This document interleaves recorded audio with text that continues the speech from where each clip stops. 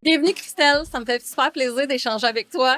Enchantée, j'ai hâte de dire tous mes péchés ce soir. Faut que tu me divulgues tous tes secrets personnels, professionnels. Écoute, ça fait 3 mois que je suis nouvellement DG des ailes, donc des secrets, j'en ai peu encore, mais ça va venir, ça va venir. Ça va venir avec le temps. Exact. Directrice générale des ailes de la construction. Oui. Depuis 3 mois. Oui.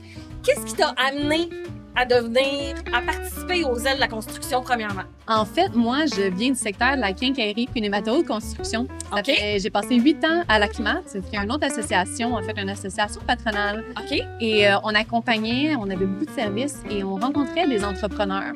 On les a aidés à travers la pandémie, on les a aidés à rester essentiels, qui restent ouverts.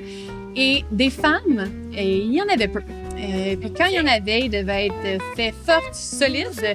Il était c'est sûr que les femmes étaient aussi sous-représentées dans ce secteur-là, mais c'était pas notre mission première. Okay. Mais quand on les rencontrait, quand ils me racontaient leur parcours, j'ai tout le temps été impressionnée. Puis j'ai un volet quand même intrapreneur, moi personnellement, et c'est toujours venu me chercher. Et là, quand j'ai passé mes 8 ans là-bas, et quand j'ai vu l'offre qui cherchait justement une nouvelle DG des ailes, je me suis dit, c'est la continuité parfaite.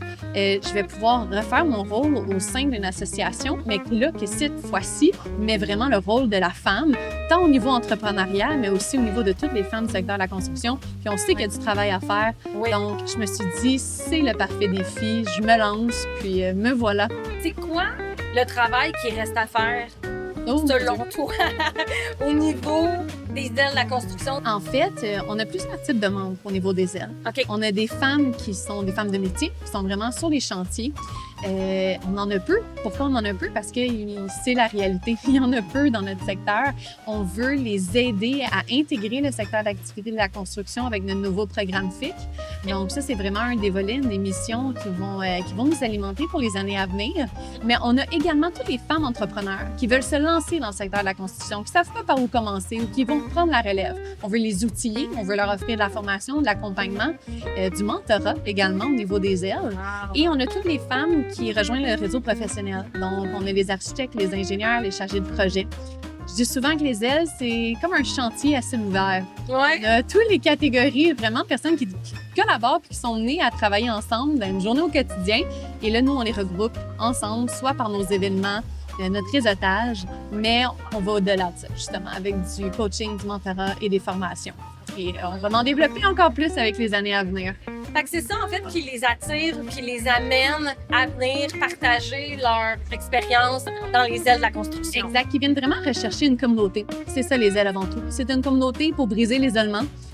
Souvent, ils sont seuls. Puis, c'est pas vrai que parce qu'il y a une autre femme dans ton équipe que tu vas bien t'entendre avec elle. C'est pas juste le point commun qu'il peut avoir. Donc, souvent, ils viennent vers les ailes parce qu'ils veulent se trouver une ressource, ils veulent se trouver une communauté. Et après ça, on les accompagne. Puis, nos membres, là, ils vont s'écrire après nos événements. Ils vont juste aller à se texter les week-ends, s'aider, se donner des conseils. C'est vraiment ça qu'on veut bâtir.